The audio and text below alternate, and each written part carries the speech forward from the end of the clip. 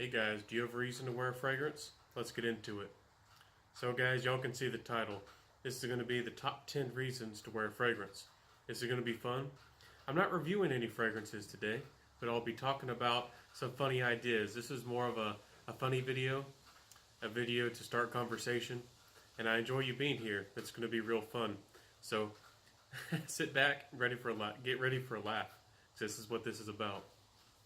So guys, the first one, number 10, is is money to burn. If you want to get into this hobby, it takes a little bit of coin. It takes a little bit of money for sure. So that's just something we got to realize. It can get it can get really bad or really good depending on if you go for cheapies or for niche, or just depending on if you have restraint or not. Your family members might be getting curious while you're spending so much on fragrance, or different things of that kind of nature. So that's number 10, and that's kind of a funny one. You can burn a hole in your pocketbook fast, so be careful, guys. Number 9 is learning new words. When you get into fragrances, a lot of fragrances come out of France, especially Paris. And a lot of these brands like Guerlain and Hermes and others, even though they might be selling to internationally, they still include some French on there. So when you first get into it, you might see the word homme, fresh, friage, I guess how you say it, humo. There's a number of other words, but boise. There's a number of words to learn, and it can get real fun. You're kind of like learning a new language while with your new hobby. So that's something really fun. So number 8 is pretty funny. As you're buying all those new fragrances, you're going to have to buy a new bookshelf. Well, at least something to store your fragrances. It might not be a bookshelf. So I've seen people who in the fragrance community, and they buy a whole kind of wardrobe or a china cabinet, something really fancy, something that looks really nice. But a bookshelf will do it. But it's funny because all of a sudden you need more room to store your fragrances, and it can kind of consume your house. So again, be careful. I still remember Jeremy Fragrance's video.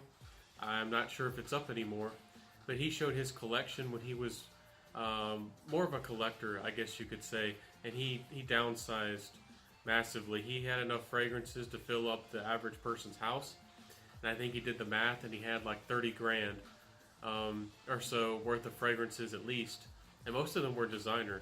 So that's crazy, guys. But you might need some room for all those great fragrances. So the next one is hiding said collection or showing it off. So this kind of gets into the mentality. Once you realize that you've dived into this hobby and you have yourself a collection, you have yourself a bookshelf, a designated closet, a safe, whatever it is, guys, a mini fridge. Some guys even buy those to keep their fragrances in it. You're going to realize that this is kind of becoming a part of you. You're becoming a fragrance person, a fragrance monster, some people might say. And depending on your personality, you might want to hide them, especially if you're spending too much, or you might want to show them off. So that's something fun. And that's number 7. Forgive me if I'll put little counters at the bottom.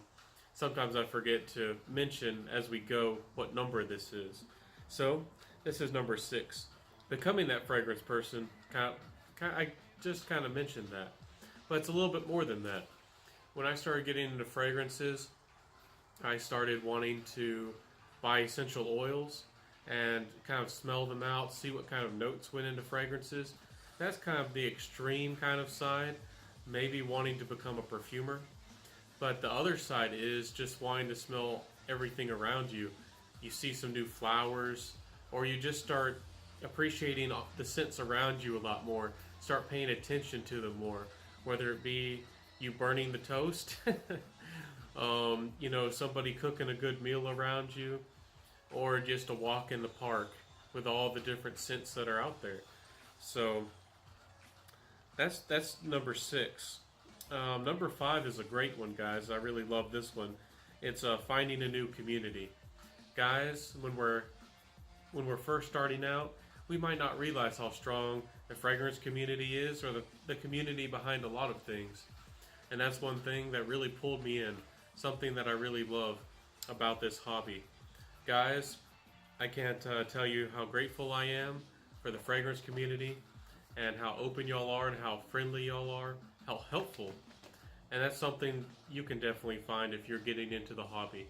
There's so many really friendly guys. They'll give you pointers.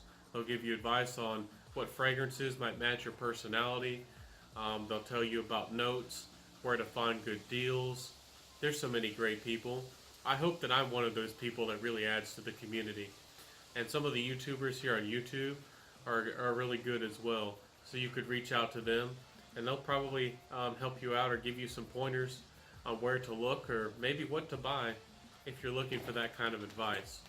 So the fragrance community is something that helps us all, express ourselves, or show our collection, show what we bought. It helps build excitement, and really adds to the feel of this hobby. It's something wonderful. So thank you, all you guys out there.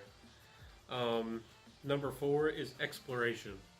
Now, not everybody is gonna go out there and search out niche, and not everybody out there might go out there searching for cheapies. And I think that's one reason why top 10 lists are so popular, because it puts it all, right in front of you.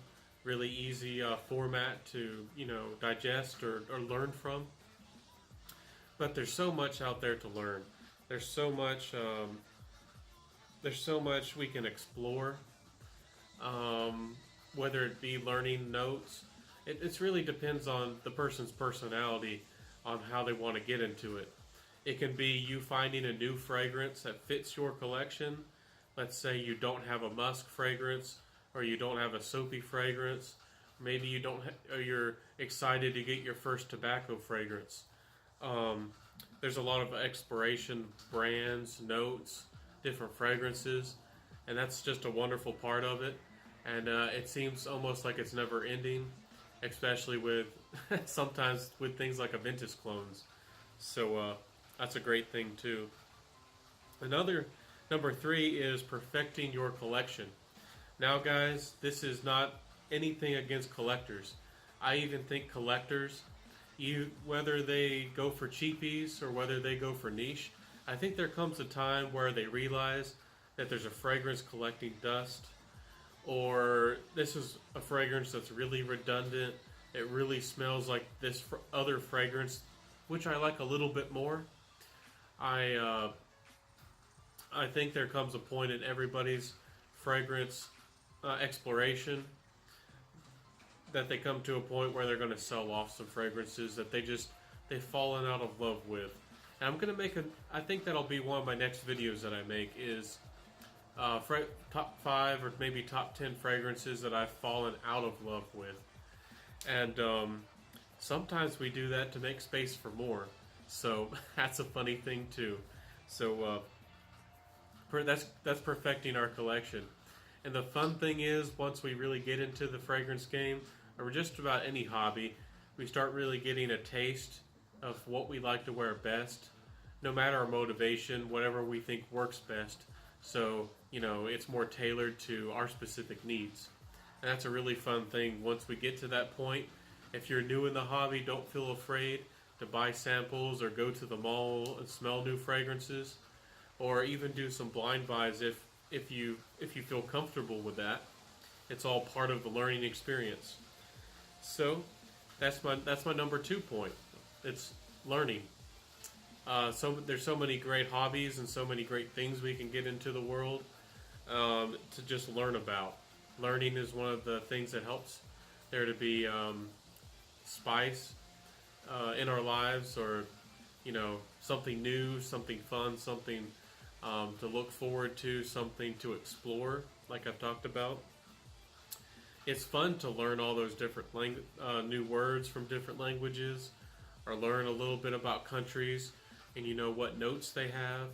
Like India has beautiful sandalwoods, and the Middle East has beautiful ouds, and French perfumery likes to be a little bit lighter, perhaps a little bit more floral.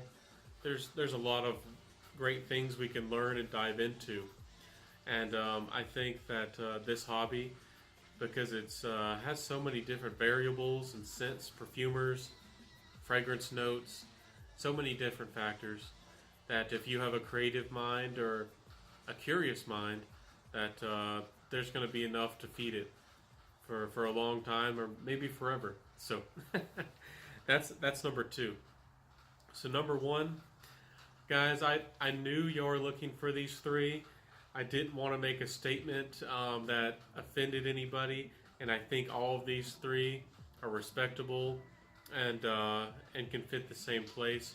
So this is our kind of our ultimate motivations for wearing fragrances. This is compliments, expression, and being attractive. Some people kind of just say, you know, going for the ladies. They put it that way. So number one includes all three. It's a trio. So pick which one's for you. There's no wrong answer.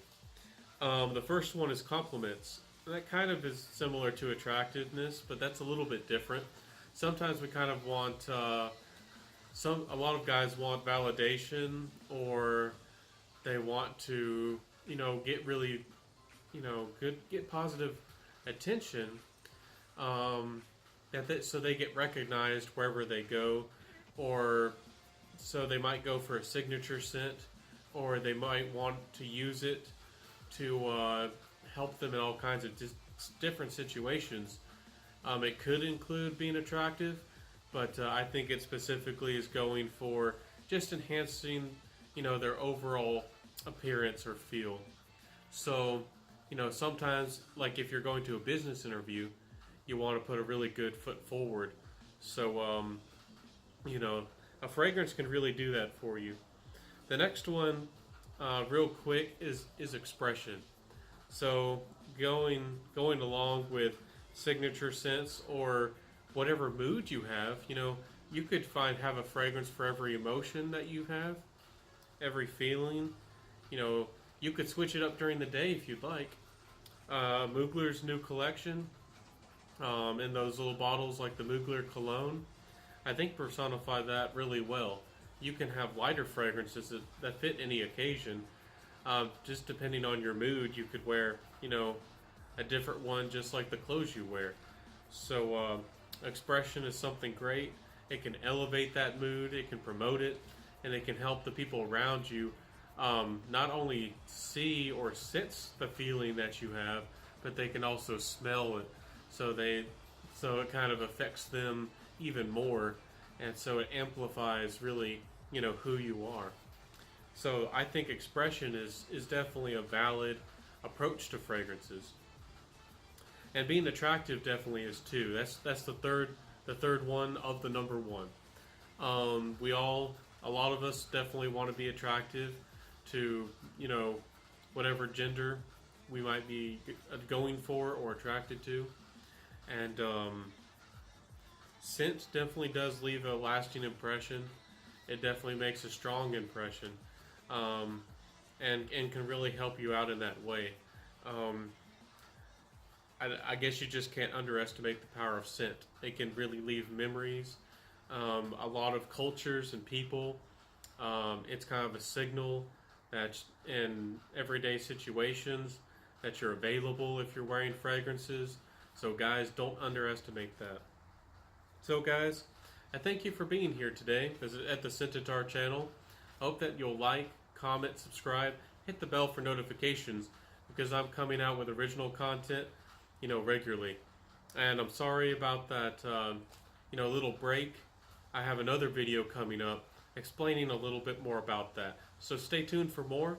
I'll see you next time on the Scentatar channel. Bye.